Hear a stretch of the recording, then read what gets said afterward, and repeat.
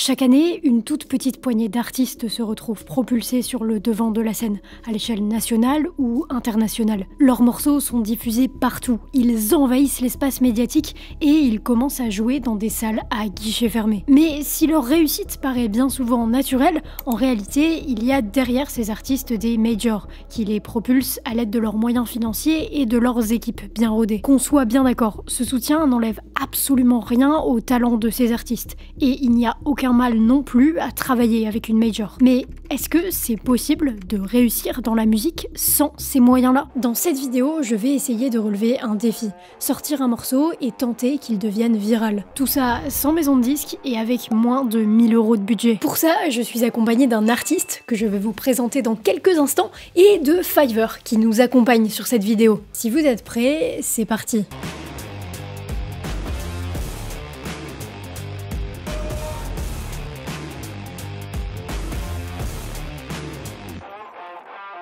Bon, pour relever ce défi, j'ai d'abord besoin de quelqu'un qui sache faire de la musique. Parce que si vous vous posiez la question, moi je suis pas musicienne. C'est le moins qu'on puisse dire. Il fallait quelqu'un de compétent dans le domaine, et ça tombe bien parce que c'est le cas de mon meilleur ami. Lui, c'est Lac. Il est guitariste pour différents projets, mais c'est surtout un artiste qui a un projet solo dans lequel il compose, écrit, enregistre et mixe tout lui-même. Et moi, c'est Lovie. J'ai fait des études dans le marketing digital, j'ai bossé en agence et aujourd'hui, je suis principalement youtubeuse, je crois. Et le dernier personnage de notre histoire, c'est Fiverr, une plateforme qui permet de trouver des freelances pour n'importe quel projet, notamment les projets musicaux. Sur la plateforme, il y a des producteurs, des compositeurs, des ingé-sons, bref, tout ce dont on peut avoir besoin dans un projet musical. Pour utiliser Fiverr, c'est très simple, il suffit de chercher ce dont vous avez besoin en ajustant avec les filtres, puis vous passez commande, c'est entièrement sécurisé, et votre commande arrive dans les délais impartis. Tant que vous n'avez pas validé la réception de votre commande, le paiement n'est pas débloqué. Mais si on en parle aujourd'hui, c'est surtout parce qu'ils organisent un concours à destination des passionnés de musique. Le concours de remix du Boléro de Ravel. Quel que soit votre niveau ou votre style musical de prédilection, si vous êtes majeur et que vous aimez la musique, Fiverr vous invite à créer un remix du Boléro de Ravel. Vous téléchargez les stems, le piste par le lien en description, vous créez votre meilleur remix et vous avez du 15 mai au 21 juin pour l'envoyer à Fiverr. Il y a un formulaire pour le faire, mais tout est marqué sur la page du concours. Le gagnant remportera 3000 € pour booster son projet musical ainsi que 5000 € de crédit Fiverr. Pour participer, le lien est en description et d'ailleurs j'écouterai vos morceaux puisque je suis dans le jury. Bref, bonne création à vous et merci à Fiverr pour le soutien. Bon, l'idée va être que Lac et moi, on unisse nos forces, qu'on lie ensemble deux domaines qui sur le papier n'ont rien à voir, la musique et le marketing, pour faire un banger. Et moi j'ai déjà une petite idée sur comment faire un banger. C'est un travail d'enquêteur. Sur les réseaux sociaux, on peut observer des signaux faibles. Et récemment, il y en a eu un sur les comptes de Lac. Il a posté une reprise du morceau Petite Marie de Francis Cabrel en version rock. Et elle a particulièrement plu. Alors, elle n'a pas percé, mais elle a fait plus de vues que d'habitude, sans promotion, et surtout, elle a récolté d'excellents retours, que ce soit en commentaire, mais aussi en DM. C'est un signe qu'elle a plu aux humains qui sont tombés dessus. Donc, potentiellement, si on élargit le nombre d'humains qui tombent dessus, elle peut encore plus plaire et potentiellement devenir virale. Ça va être notre base de travail, notre point de départ. Sauf que il y a un premier problème. Pour Lac, c'est juste un petit délire qu'il s'est fait comme ça, c'est juste une cover d'1 minute. Or, nous, on a besoin d'un morceau complet. Mais alors, comment passer d'une reprise d'1 minute à un morceau entier? Je suis pas la bonne personne pour l'expliquer. Je vais laisser Lac parler. Il y a quelques semaines, Lovie m'a appelé, elle m'a dit « Ouais, c'est Lovie, je te donne pas de nouvelles, on peut pas te faire confiance. » Et du coup, effectivement, j'ai dû reprendre mon cover TikTok et en faire une version complète. Le problème en fait avec ce truc là, c'est que le cover que j'ai fait, j'avais modifié le sens des paroles. Et le truc c'est que du coup, c'était vraiment fait pour durer 1 minute. Parce qu'en fait, je faisais un refrain, puis le couplet 1, et ensuite un solo. Mais je m'en foutais sur le moment parce que de toute façon, c'était pas fait pour être la chanson entière quoi. Personne va jamais me demander de faire la version complète. Bon, ben nous y voilà. Alors, on se retrouve sur mon ordi. Donc en fait, si on prend tout ça, là, si on prend la barre jaune, hop, jusque là, c'est le cover. C'est-à-dire, c'est juste, ni plus ni moins, le TikTok, sans aucun changement. Tout ce qu'on voit là, ici, c'est le refrain, et ensuite, ici, c'est le couplet. Donc ça donne ça. Je viens du ciel, et les étoiles entre elles ne parlent que de toi. Ensuite, du coup, ça s'enchaînait sur un solo. Et donc, le cover finissait comme ça.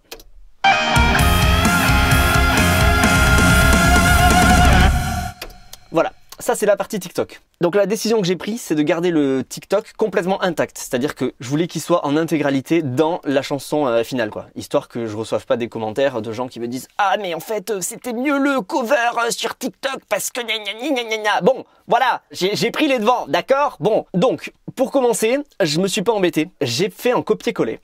Bon, parce que pourquoi se gêner, en fait? J'ai fait un copier-coller de ça. Plus bleu que le ciel autour. Voilà, et le cover commence comme ça. Plus bleu que le ciel autour. Et donc du coup, à partir de là, il a fallu faire le reste. Donc j'ai recommencé par le couplet 1. Couplet 1 qui, je le rappelle, est ici aussi. Mais là, par contre, bon, j'ai pas fait un copier-coller. C'est pas l'envie qui a manqué. C'est pas l'envie qui a manqué. Mais non, j'ai tout rechanté. Donc j'ai mis d'autres émotions, etc., etc. Donc pour ceux qui n'ont pas écouté le cover original, ça commençait comme ça. Petite Marie, je parle de toi parce qu'avec... Là, je l'avais chanté de façon à ce que ça fasse une espèce de montée, justement pour donner de l'entrain, pour quand la partie rock rentre. Et évidemment, du coup, là, j'ai fait l'inverse, en gros. Petite Marie, je parle de toi parce qu'avec... Voilà. Au niveau de l'instru, j'ai voulu rester le plus soft possible. J'ai essayé de rester sur un truc avec une vibe acoustique. Alors c'est pas le bon terme parce que là on n'est pas du tout sur de l'acoustique, mais je voulais que ça ait une vibe comme ça. Je viens du ciel et les étoiles en traînent. Voilà, j'ai essayé de rester très simple. Mais en tout cas, je suis assez fier du résultat. Donc voilà. Après, je vous laisse aller écouter le morceau, hein, je vais pas tout spoiler. Et donc là, pour cette vidéo avec Fiverr, on va passer par un mec qui va faire le mastering. Pour ceux qui ne savent pas, alors c'était un truc qui était surtout valable à l'époque, un petit peu moins maintenant, mais ça se fait quand même encore. Généralement, il y a vraiment deux grands process. Il y a le mixage d'un côté et le mastering de l'autre. Ça se fait encore beaucoup, qui est vraiment deux ingestions très distinctes entre le mixage et le mastering. Et la différence entre les deux, le mixage, c'est vraiment faire en sorte que tout sonne bien ensemble. Et le mastering, c'est pour faire en sorte que ça tape super fort. Que le volume du morceau à la fin soit cohérent avec ce qui se fait dans l'industrie en ce moment, etc., etc. Mais surtout faire en sorte que quand vous écoutez un morceau sur Spotify, qu'ensuite il y ait le morceau d'un autre artiste, que les volumes soient à peu près égaux et que la sensation soit à peu près égale, histoire qu'il n'y ait pas des grosses différences et qu'on capte directement un rendu qui sera amateur d'un rendu professionnel, quoi. Voilà. Et justement, c'est une étape qui peut être déléguée et on va la déléguer. On va la déléguer à Jim.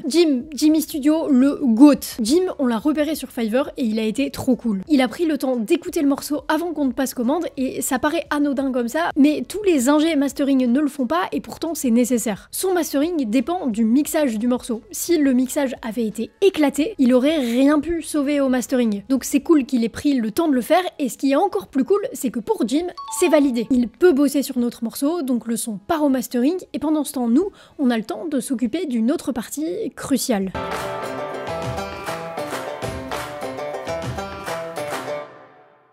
Aujourd'hui, sortir juste de la musique, sans visuel, sans appui visuel, et faire en sorte qu'elle fonctionne, c'est quasiment impossible. Et c'est sûrement là la croisée des mondes entre art et marketing. À la fois le visuel, que ce soit la pochette du morceau, le visualizer, le clip, peut-être plus tard, doivent représenter l'artiste, doivent représenter son univers, et donc demandent une vision artistique. Et à la fois, le visuel a une portée extrêmement marketing. Les appuis visuels font partie pleinement de la promotion du son. Et le pont, justement, entre art et marketing, il se retrouve particulièrement sur une plateforme, TikTok. J'en avais déjà parlé dans une vidéo sur la mort du clip, mais TikTok prend de plus en plus de place dans la musique, mais aussi dans le rapport entre musique et visuel, de par juste la nature de la plateforme. Pour cette fois, on va créer une lyrics vidéo, c'est-à-dire une vidéo avec les paroles. Elle va durer 1 minute et on va l'utiliser sur TikTok. Il y aura une version 9/16e et une version 16/9e pour pouvoir ajouter des captions, c'est-à-dire des petites phrases qui donnent du contexte au son. Il y a beaucoup de comptes sur TikTok qui ont déjà prouvé qu'un simple changement de caption, c'est-à-dire la même vidéo mais juste avec une phrase de contexte différente, pouvait avoir des résultats radicalement différents. On a délégué la partie lyrics vidéo à un freelance qui fait des vidéos dans un style à la main, dans un style manuscrit. Il est chaud pour le projet, donc c'est parti. Et pendant ce temps, moi je vais faire des carousels. TikTok met pas mal en avant les photos, donc l'idée ça va être de faire des carousels un peu accrocheurs. Comme on va créer un compte vierge et que je ne vais pas poster sur le compte existant de Lac, j'ai pas vraiment de limite de direction artistique. L'idée, c'est juste de tester un maximum de choses sans forcément de rapport entre elles pour voir si quelque chose marche. Parce qu'en plus, je vais y revenir un petit peu plus tard dans la vidéo, mais TikTok, c'est très aléatoire. Bref, trêve de bavardage, on commence à avancer. Est-ce qu'il serait pas temps d'appeler Lac pour faire un petit bilan? Magnifique! Bonjour. On est plutôt bien, ne penses-tu pas? Franchement, ouais. Franchement, ouais. On a reçu le mastering, qu'on va passer juste à la fin de cet appel. Ok. Et donc, la pochette, c'est good. Tu la trouves cool? Ouais, elle est cool. Là, en vrai, on touche au but de fou. J'espère juste que ça va plaire aux gens parce que c'est pas parce que le TikTok a plu que la chanson a plu, tu vois. Ouais, parce que, ok, sur 1 minute, les gens, ils ont kiffé, mais est-ce que sur 4 minutes, on verra ce que ça donne, quoi. En tout cas, merci, Jim. Jim, merci, Jim. Cœur sur toi, Jim. Jimmy le goat. Je viens du ciel et les étoiles entre elles ne parlent que de toi. D'un musicien qui fait jouer ses mains sur un morceau de bois.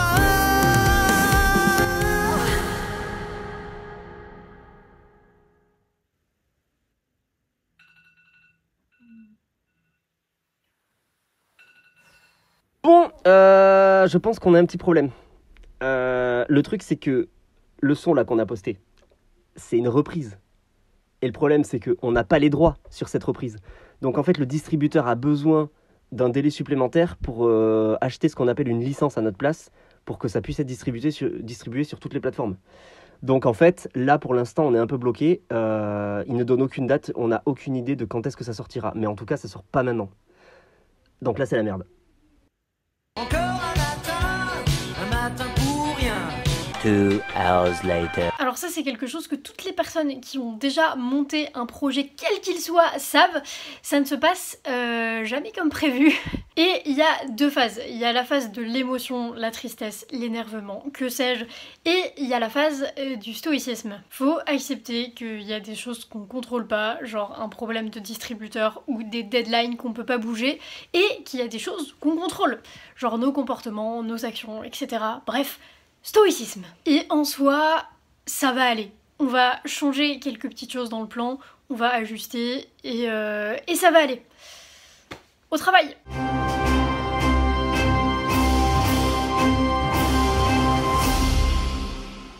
On va même en réalité en tirer des bonnes nouvelles, parce qu'il faut voir le positif partout. Ça va nous laisser un peu plus de temps pour préparer notre plan. Laissez-moi vous expliquer. Il existe 2 grands moyens de faire du marketing, le paid et l'organique. D'un côté, on met de l'argent, de l'autre, on utilise nos compétences et la force des algorithmes. Dans l'industrie musicale et dans plein d'autres domaines, on mêle les deux dans une même stratégie. Et c'est ce qu'on va faire là aussi. Du côté payant, vous allez avoir par exemple des posts sponsorisés sur Instagram, sur TikTok, vous allez avoir les relations presse dans les radios, dans les journaux, en ligne ou physique. Et faut que je vous avoue un truc, moi ça, je sais pas faire.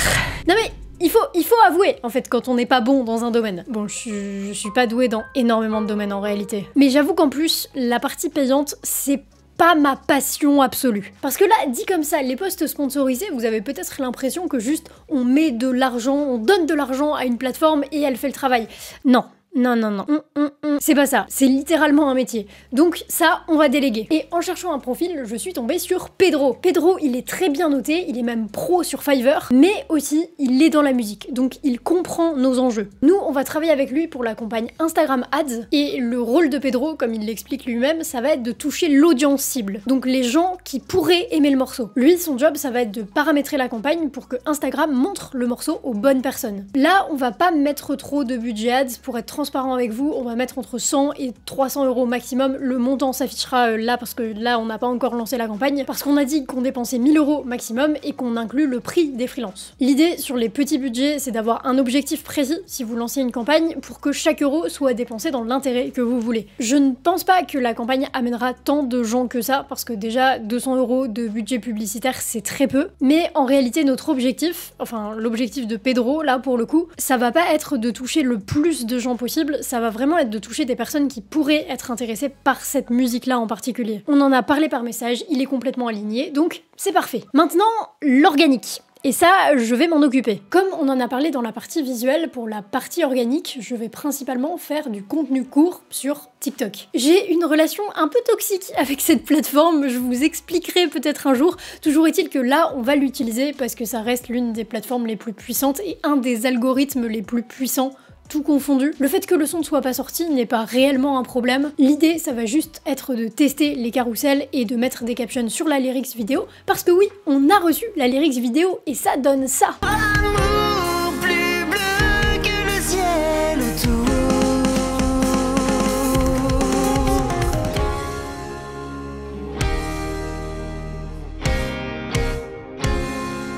dans l'idée, dans le temps imparti, on va essayer d'y aller en mode bourrin. Je vais essayer de poster entre 2 minimum du minimum, mais entre 3 et 4 TikTok par jour. Je vous avoue qu'on en discute de temps en temps avec Lac et que moi, c'est pas une stratégie en laquelle je crois beaucoup. Je sais qu'elle fonctionne et on a des exemples très concrets dans la musique de gens qui ont explosé de cette manière-là. Mais moi, ce qui me plaît pas dans cette stratégie, c'est que c'est très aléatoire. On n'a pas vraiment le contrôle en fait, on laisse vraiment l'algorithme décider de nos résultats sans pouvoir réellement améliorer ce qu'on est en train de faire. C'est aussi beaucoup moins personnel et attachant que quand on met sa tête sur TikTok, et j'en sais quelque chose. Et surtout, je vais pas vous mentir, poster autant, ça nécessite forcément de réduire très largement la qualité et le temps de production qu'on passe sur un TikTok, et je trouve, à titre personnel, que c'est très abrutissant à faire. Mais on a une preuve de concept, on sait que cette stratégie fonctionne factuellement, donc on va opter pour ça pour cette fois. Et puis avoir eu un peu plus de temps avec le décalage de la sortie du morceau nous a permis aussi de penser un petit peu plus long terme que la viralité potentiellement instantanée du morceau. Sur le morceau précédent qu'a sorti Lac, une fois encore, il y a le média Alt Vibes qui a parlé de la sortie, grâce à Was qui a fondé ce média et qui a écrit l'article. Moi, je vais être honnête, j'y connais pas grand chose en relation presse. Et c'est pas un domaine qui m'attire plus que ça. Mais sur Fiverr, et pour le coup par hasard, on est tombé sur Indie Chronique, qui est un site d'actualité musicale en français, et du coup on en a profité pour lui commander un article. C'est une approche plus long terme parce que certes ce genre d'article amène un petit peu de trafic, mais c'est surtout intéressant de les inclure dans des press kits par exemple pour démarcher des salles de concert ou d'autres professionnels de la musique. Et aussi ce genre d'article ça permet d'être mieux placé sur Google pour que quand on tape Lac on tombe directement sur l'artiste et pas sur la marque de serrure, parce que oui, Lac c'est aussi le nom d'un modèle de serrure. Bon voilà, vous avez le plan, on se laisse quelques temps pour mettre tout ça en place. Pour vous c'est dans une seconde, c'est maintenant. Bonsoir. Nous sommes actuellement le samedi soir, nous sommes samedi 24 mai 2025. Mais que s'est-il passé dans ce laps de temps, Lovie? C'est peut-être la question que vous êtes en train de vous poser.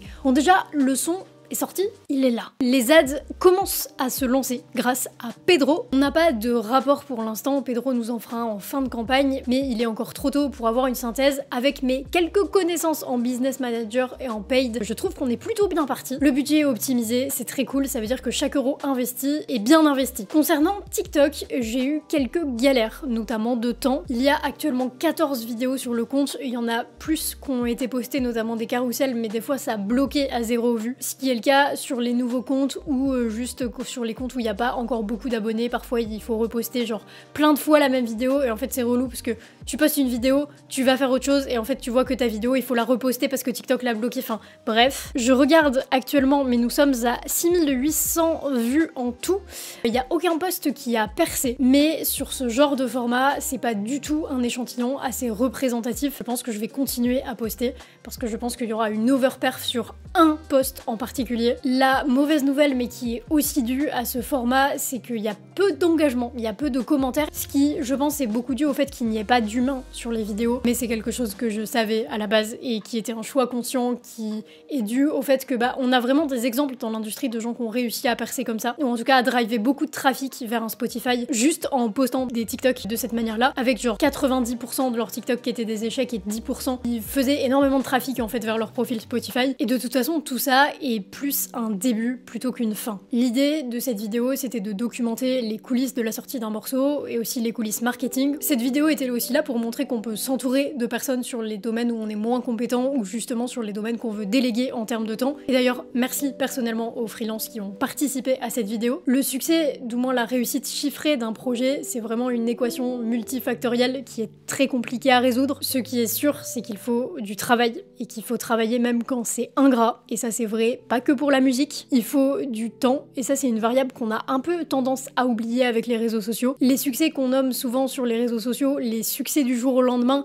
en fait la plupart du temps, derrière il y a des années d'échecs, de galères, d'entraînement et de choses qu'on voit pas parce qu'on a l'impression que la personne pop de nulle part alors que ça fait 10 ans qu'elle galère derrière. Dans l'équation de la réussite, je pense, il y a aussi l'entourage, que ce soit personnel ou professionnel, et puis qu'on le veuille ou pas, il y a la chance d'une bonne rencontre, la chance d'être là au bon moment. Je sais que c'est pas agréable de l'entendre. Moi-même, j'ai mis beaucoup de temps à l'accepter, mais je pense que ça sert à rien de s'en plaindre. C'est une règle universelle de l'univers. Faut jouer avec les règles de l'univers. L'univers est injuste, mais on n'a pas d'autre choix que de jouer avec ces règles. Et tout ça sonne très bateau, mais je pense qu'il faut juste rien lâcher et restez dans l'action, surtout, toujours. Et tout ça, comme d'habitude sur cette chaîne, n'est pas une leçon de morale envers personne, c'est beaucoup plus un message à nous-mêmes au final cette conclusion. Et par nous-mêmes, c'est notamment Lac. Merci à Lac de m'avoir fait confiance pour ce projet. Le lien vers sa chaîne et vers le cover est en description. Merci à Fiverr de nous avoir accompagnés sur cette vidéo. Vous pouvez tester la plateforme avec le code promo Bolero Fiverr qui vous donnera une réduction sur vos commandes. Sinon, n'hésitez pas à participer au concours de remix du Boléro de Ravel qui se termine le 21 juin. J'ai hâte d'écouter votre remix, le lien est en description pour avoir toutes les infos. Un grand merci à vous en tout cas d'avoir regardé cette vidéo. Ce n'est pas du tout le tournant que prend la chaîne, c'était vraiment un hors-série un peu exceptionnel, qui est assez différent au final des autres vidéos sur la chaîne, donc j'espère que ça vous aura quand même plu. En tout cas, je vous dis à très vite, c'était Lovie, prenez soin de vous.